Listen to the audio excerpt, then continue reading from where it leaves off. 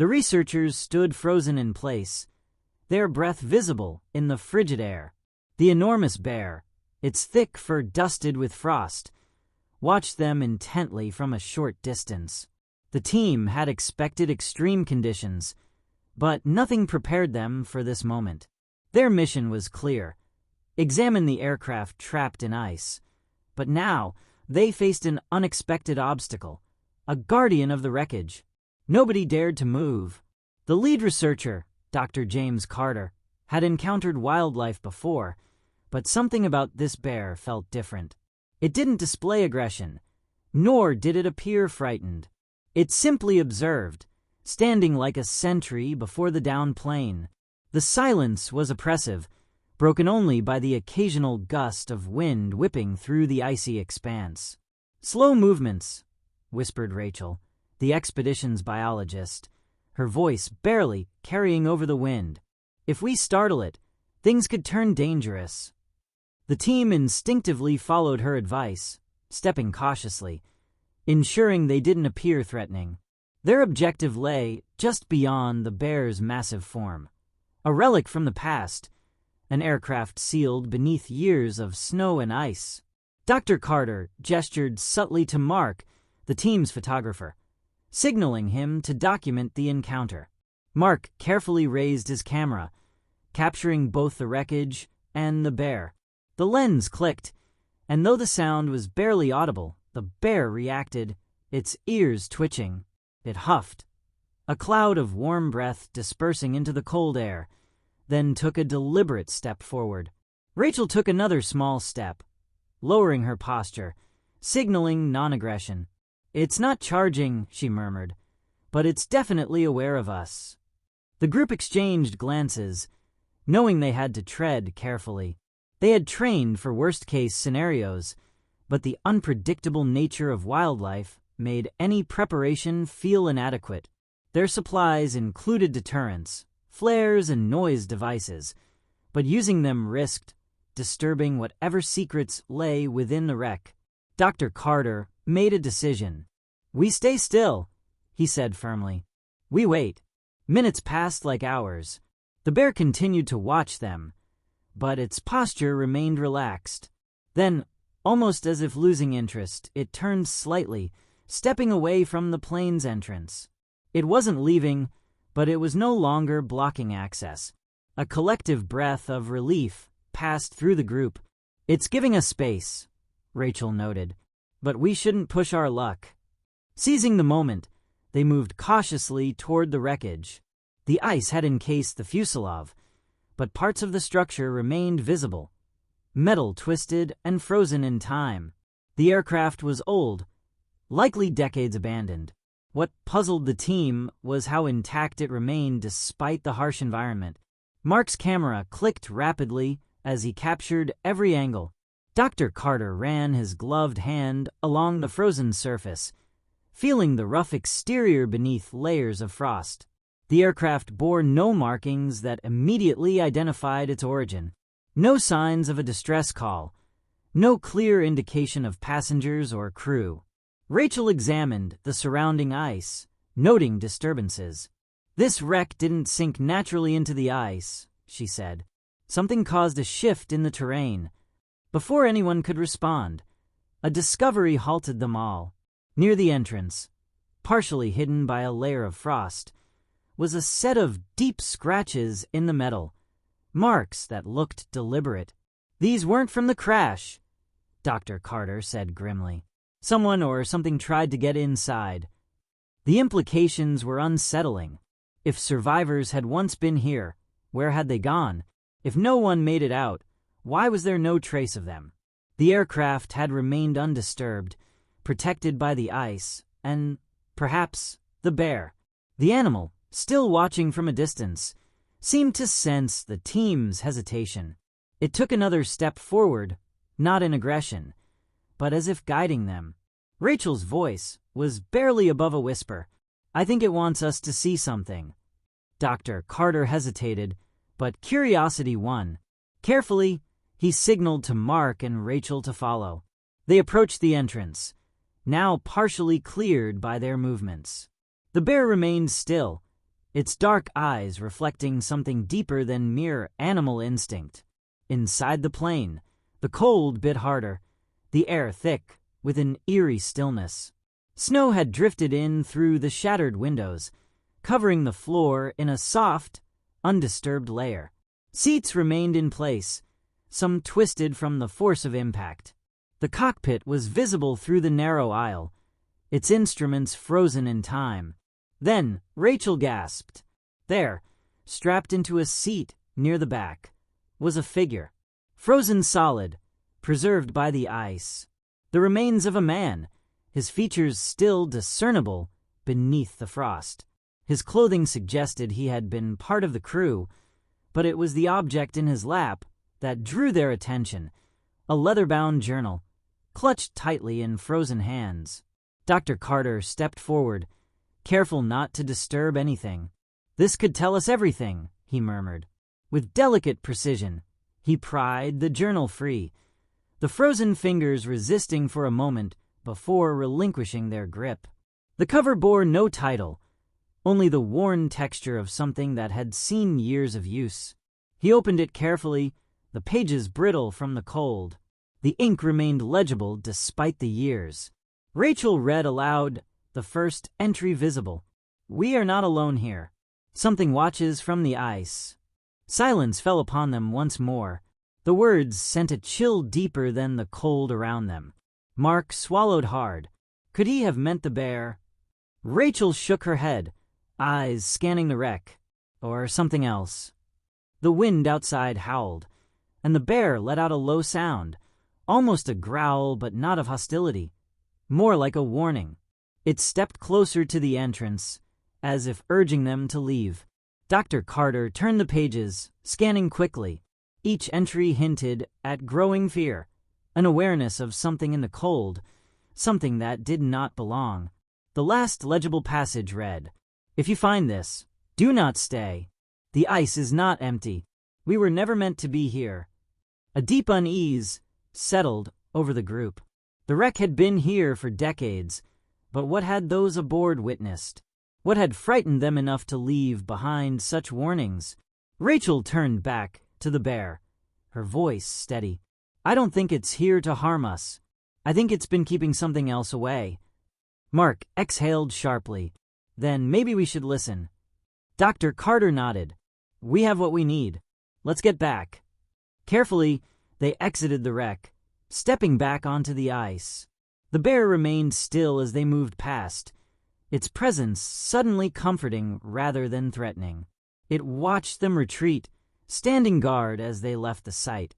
As the team made their way toward camp, Mark glanced back one last time.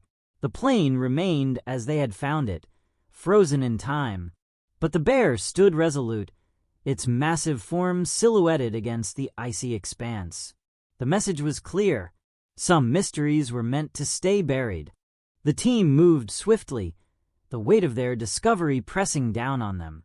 The journal's warnings echoed in their minds, each word amplifying the unease that clung to the frozen air. The bear remained near the wreck, its massive frame barely shifting, as if ensuring they left unharmed. Dr. Carter gripped the fragile pages tighter, resisting the temptation to turn back for one last look. He could feel the ice beneath his boots, solid yet deceptive, as if the very ground hid untold secrets. Rachel walked beside him, her breaths coming out in quick puffs. Mark followed, camera still in hand, his face tight with concentration. None of them spoke as they trudged through the snow, their thoughts consumed by what they had just witnessed. Minutes stretched into an eternity as they neared their camp. A collection of tents and supply crates marked their temporary base, though now it felt insignificant compared to what lay behind them. The wind picked up, howling through the landscape, as if carrying whispers of the past. Once inside the largest tent, the team gathered around the heater, its weak glow offering little comfort. Dr. Carter set the journal down on a makeshift table, the frost melting off the cover.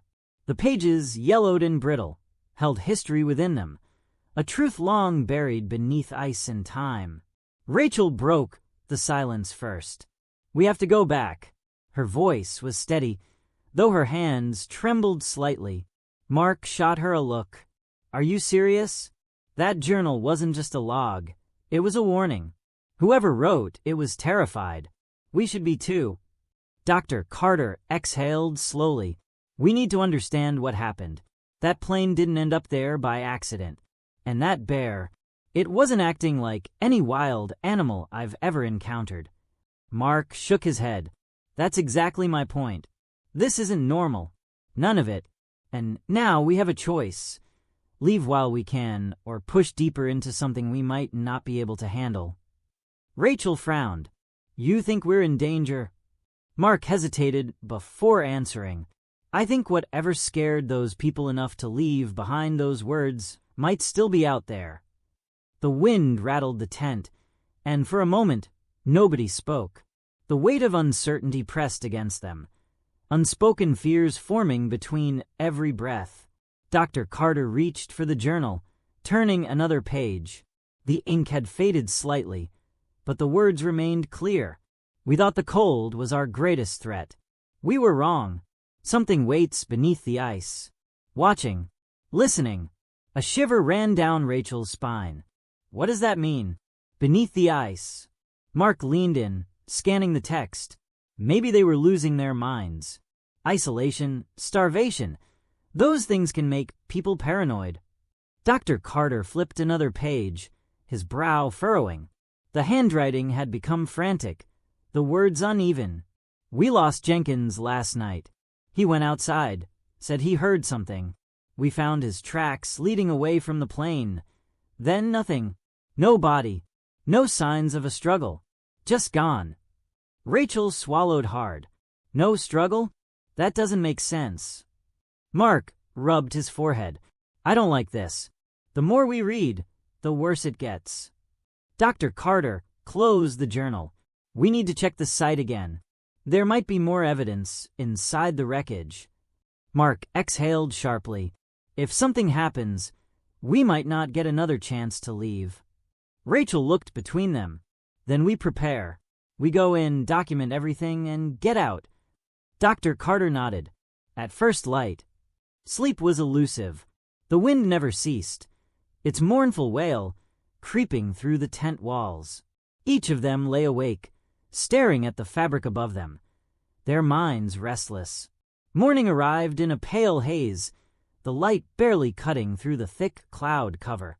The team prepared in silence, checking their equipment, loading fresh batteries into cameras, ensuring their emergency signals were active.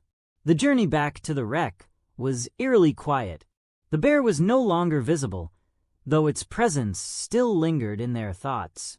Snow had begun to fall, a light dusting that did little to obscure the wreck's outline against the horizon. Dr. Carter stepped forward first, his boots crunching softly against the frozen surface. He felt the weight of time pressing down on the metal, as though the plane itself resisted being disturbed. Mark set up his camera, capturing new angles, while Rachel moved toward the cockpit. Inside, the cold felt heavier. The figure in the back remained untouched, the journal's absence, leaving empty, frozen fingers behind. The air smelled stale, unmoving, like a tomb sealed long ago. Rachel ran her gloved hand over the control panel. "Something isn't right." Dr. Carter glanced over. "What do you mean?" She pointed to the dials. "These settings.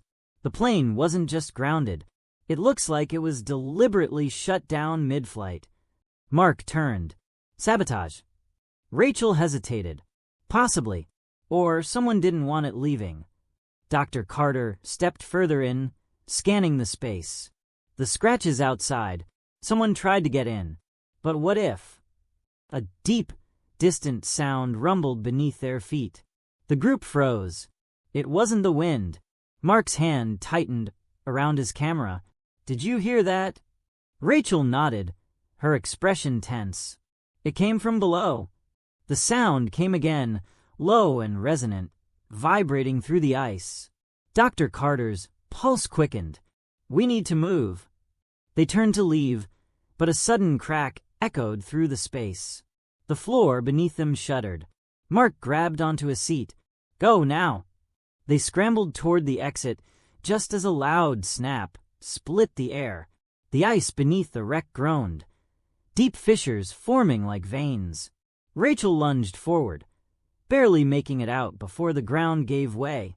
The rear of the plane lurched downward, sinking into the ice with a deafening crash. Dr. Carter turned, his breath sharp. The wreck was shifting, disappearing into a cavernous opening below.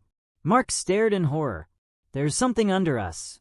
A rush of freezing air surged upward from the fissure, carrying an eerie stillness.